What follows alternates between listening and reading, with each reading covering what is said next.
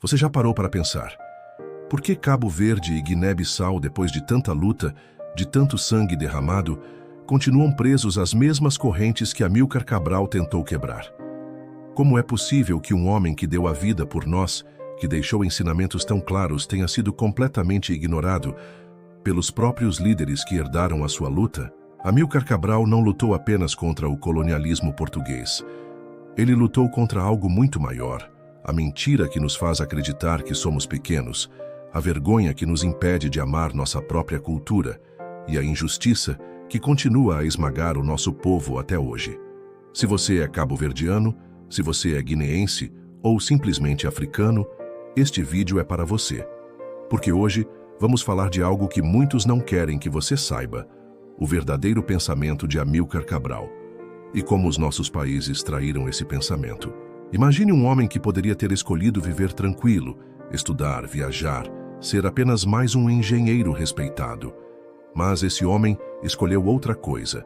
Escolheu o sacrifício. Escolheu dar a vida para que o nosso povo tivesse dignidade. Esse homem foi Amílcar Cabral. Só que hoje, mais de 50 anos depois, o que vemos? Cabo Verde e Guiné-Bissau continuam a viver problemas que Cabral já tinha previsto e continuam a ignorar as suas lições. Por isso, antes de começarmos, eu quero pedir uma coisa a você que está aqui. Comenta já agora o que você sente quando ouve o nome Amílcar Cabral. É orgulho? É revolta? É esperança? Deixa nos comentários, porque esse vídeo é mais do que uma aula de história. É uma reflexão que precisamos fazer juntos. Amílcar Cabral não foi apenas um líder militar, nem apenas um político. Ele foi, acima de tudo, um pensador que enxergava além do seu tempo. Quando falamos dele, é comum lembrar das armas, das batalhas, da luta contra o colonialismo português. Mas, na verdade, a luta de Cabral era muito mais ampla. Ele sabia que a independência não seria garantida só com a expulsão do colono. O verdadeiro desafio era outro: libertar a mente, recuperar a dignidade e reconstruir o povo a partir das suas próprias raízes. Cabral dizia que o colonialismo não precisava apenas da força das armas para dominar. O colonialismo era inteligente. Ele sabia que, para manter os povos africanos debaixo da sua bota, precisava fazer algo ainda mais cruel: destruir a cultura e a autoestima. Fazer um africano acreditar que ser africano era motivo de vergonha e que só o modelo europeu era digno de ser seguido. Era assim que o colonizador conseguia controlar sem algemas visíveis, porque o maior cativeiro é aquele que acontece dentro da mente. É por isso que Cabral insistia tanto que a cultura era uma arma fundamental de libertação. Para ele, recuperar a língua, a música, a forma de viver, o modo de pensar, era tão importante quanto pegar em armas. Ele dizia: se um povo perde a sua cultura, ele perde também a sua alma. E sem alma, não existe independência verdadeira. Essa lição vale até hoje. Quantas vezes vemos jovens africanos que sentem vergonha de ser quem são, que olham para a Europa como se fosse o único modelo possível? Esse é exatamente o tipo de alienação que Cabral tentou combater. Outro ponto essencial no pensamento de Cabral era a unidade. Ele sabia que Cabo Verde e Guiné-Bissau eram diferentes em muitas coisas: um arquipélago atlântico e um território continental, com climas, realidades e culturas distintas. Mas também sabia que havia algo maior que unia os dois povos: a opressão colonial. Cabral acreditava que essa união era não apenas estratégica, mas necessária. Sozinhos, seriam mais frágeis. Juntos poderiam enfrentar o Império Português com mais força. Ele via Cabo Verde e Guiné-Bissau como dois ramos da mesma árvore, alimentados pela mesma seiva de resistência. E aqui surge uma lição poderosa. Para Cabral, reconhecer as diferenças nunca foi um obstáculo. Pelo contrário, era uma forma de enriquecer a luta. Ele mostrava que unidade não significa ser igual, mas sim caminhar junto apesar das diferenças. Esse é um ensinamento que até hoje faz falta em África, onde muitas vezes vemos rivalidades internas enfraquecerem os povos mais do que a força do inimigo externo. Mas talvez o ponto mais profundo do pensamento de Cabral seja este. Ele não lutava apenas contra Portugal, mas também contra aquilo que poderia acontecer depois da independência. Cabral era um visionário. Ele sabia que, quando os colonizadores fossem embora, surgiria um novo perigo: as elites locais que poderiam tomar o lugar dos portugueses e continuar a explorar o povo africano. Por isso, ele insistia que a independência não era apenas uma troca de bandeira ou de hino. Não era apenas colocar um rosto africano no lugar de um rosto europeu. Independência verdadeira para ele significava justiça social, dignidade e pão na mesa de cada família. Cabral chegou a dizer: "Esconde de mim qualquer vitória que não sirva para dar pão ao meu povo." Essa frase resume toda a sua visão. Ele não queria apenas a vitória militar. Ele queria a vitória da vida digna. Porque de nada adiantaria expulsar o colono se o povo continuasse com fome, sem escola, sem saúde, sem dignidade. Essa crítica de Cabral é tão atual que parece escrita para hoje. E por acreditar nisso, Cabral também insistia na necessidade da ética. Ele falava que os líderes da luta de libertação tinham de ser os primeiros a dar exemplo. Não podiam se tornar opressores depois de libertar o país. Tinham de viver de forma simples, servir o povo e não se servir dele. Para ele, o poder não era um privilégio, era uma responsabilidade. Essa visão, infelizmente, foi muitas vezes esquecida no continente depois das independências, quando muitos líderes se transformaram em novos colonizadores com outra cara. Outro pilar do pensamento de Cabral era a educação e a consciência política. Ele sabia que uma luta feita só com armas não se sustentaria no tempo. Por isso sempre dedicou tempo a formar, ensinar e conscientizar os combatentes. Não se tratava apenas de pegar uma espingarda e enfrentar o inimigo. Era preciso saber por que se lutava, para que se lutava e qual era o futuro desejado. Cabral organizava reuniões e explicava na história. Falava de economia, de dignidade, de cultura. Ele acreditava que sem consciência não há libertação. Um soldado sem consciência pode virar opressor amanhã, mas um povo consciente pode resistir mesmo desarmado. Essa é uma lição simples de entender até para uma criança. Se você tira a fruta de uma árvore, ela cresce de novo. Mas se você arranca a raiz, a árvore nunca mais nasce.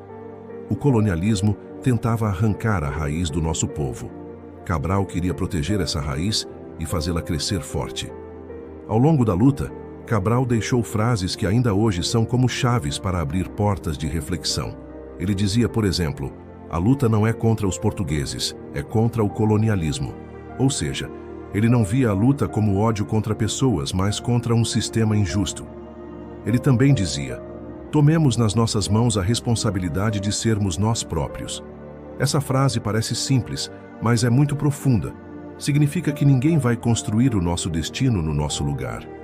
Essas palavras não são apenas memórias bonitas, elas são avisos. São conselhos deixados para nós, hoje. Cabral sabia que o maior risco não era perder a guerra contra Portugal. O maior risco era ganhar a guerra, conquistar a independência e depois perder a alma, perder o sentido da luta. E aqui chegamos ao ponto decisivo. Agora que entendemos o pensamento de Cabral, a cultura como arma de libertação, a unidade como força, a independência como justiça social e a consciência como base da luta, precisamos olhar para o que aconteceu depois. Porque a grande pergunta é: o que Cabo Verde e Guiné-Bissau fizeram com esse legado? E se você quer ir ainda mais fundo neste tema, o nosso livro está na descrição do vídeo. Porque a luta também se faz com conhecimento. Quando olhamos hoje para Cabo Verde e Guiné-Bissau, não conseguimos evitar a dor. Porque a verdade é dura. Os dois países que Amílcar Cabral sonhou ver livres não seguiram o caminho que ele desenhou. O que vemos, muitas vezes, é o contrário daquilo que ele defendia com tanto sacrifício.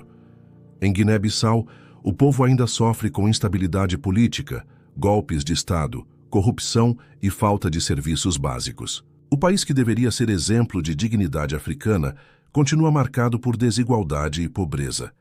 Cabral dizia que a independência só faria sentido se trouxesse pão para o povo, Mas até hoje, milhares de guineenses lutam diariamente para garantir o mínimo para sobreviver. A luta contra o colonialismo terminou, mas a luta contra a miséria ainda não foi vencida. Em Cabo Verde, apesar de avanços em alguns setores, a realidade também é de decepção. O arquipélago, que poderia ser um farol de esperança, enfrenta desemprego elevado, juventude sem oportunidades, imigração massiva e desigualdades que crescem a cada dia. Muitos jovens cabo-verdianos sentem que não têm futuro no próprio país e são forçados a procurar dignidade fora.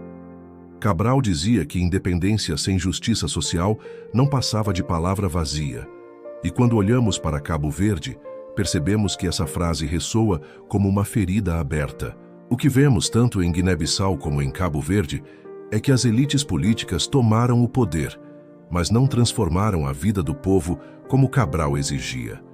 Muitos líderes usaram a independência como um trampolim para privilégios pessoais, esquecendo-se da ética e do exemplo que Cabral cobrava dos dirigentes. E aqui está a maior ironia. Cabral morreu antes de ver a independência, mas também antes de testemunhar a traição das suas ideias. Ele nos ensinou que cultura era a arma principal, mas até hoje vemos como muitos jovens continuam presos a um ideal europeu, muitas vezes com vergonha das suas raízes africanas. Ele falou de unidade entre Cabo Verde e Guiné-Bissau, mas a união desfez-se logo depois da independência, e cada país seguiu o seu caminho, muitas vezes repetindo erros coloniais. Ele pediu justiça social e pão para todos, mas décadas depois, a fome, a miséria e a desigualdade continuam a marcar a vida de milhares. A pergunta que fica é simples e dolorosa. De que serviu tanto sacrifício se não fomos capazes de honrar os ensinamentos de Cabral? A resposta não deve ser um desespero, mas um chamado. Porque a luta de Cabral não terminou com a sua morte. A luta continua em cada jovem que recusa a mediocridade, em cada cidadão que não aceita a corrupção, em cada africano que tem orgulho da sua cultura e que exige dignidade. Se há algo que Cabral nos deixou, foi a certeza de que não podemos esperar que alguém de fora resolva os nossos problemas. Somos nós que temos de assumir a responsabilidade de sermos nós próprios. É preciso recuperar essa consciência.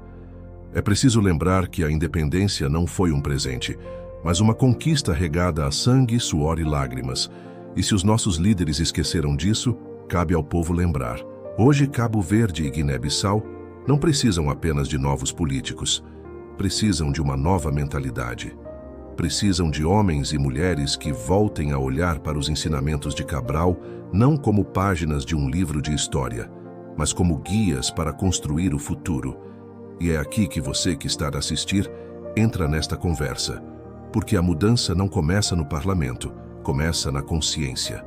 Começa na forma como educamos os nossos filhos, na maneira como falamos da nossa história, na coragem de denunciar a injustiça e na força de acreditar que merecemos mais. Amílcar Cabral deu a vida acreditando que o povo cabo-verdiano e guineense podiam construir uma pátria digna. Ele acreditava em nós mais do que muitos de nós acreditamos em nós próprios hoje. A maior homenagem que podemos prestar a ele não é erguer monumentos nem repetir frases feitas. É viver o que ele ensinou. É resgatar a cultura, unir forças, lutar por justiça social e educar para a consciência. Se você sente que essa mensagem mexeu com você, eu quero pedir duas coisas. Primeiro, deixa o seu comentário aqui embaixo. Diz o que você acha que Cabo Verde e Guiné-Bissau precisam fazer para honrar o legado de Amílcar Cabral. Segundo, partilhe este vídeo com o maior número de pessoas que puder, porque só juntos podemos reabrir essa conversa e despertar a consciência que Cabral tanto desejava. E claro, não se esqueça de se inscrever no canal Fronteiras. Aqui nós não apenas contamos história, nós a resgatamos. E a luta por identidade, justiça e dignidade continua.